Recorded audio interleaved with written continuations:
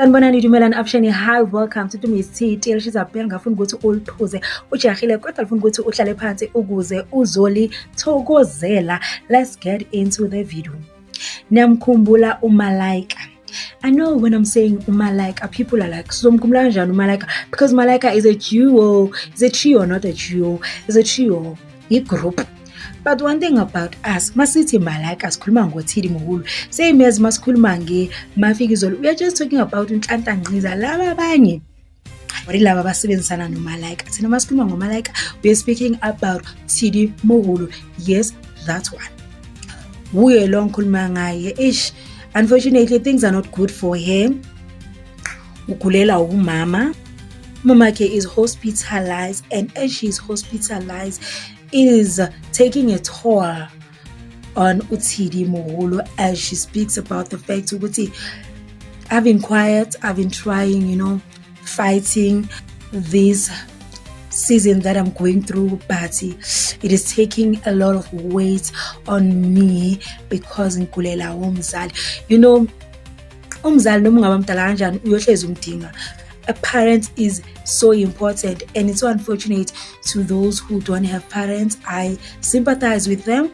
The role that a present mother plays in one's life is very vital, especially considering Thidi Moholo, as she explains how her mother was supportive, was encouraging her through hard times, throughout her career as a musician. As you know, one thing about the entertainment industry as a whole is one place that is not stable, is one place that can make one be discouraged. But you can get in studio today and utusha ngoma or record a song, then tomorrow release a song only to find that song is not a hit or doesn't do well. So that can be discouraging. But utole umama ofana nomama kaThidi Moholo who's going to encourage you and say, Mtanami, if you love it,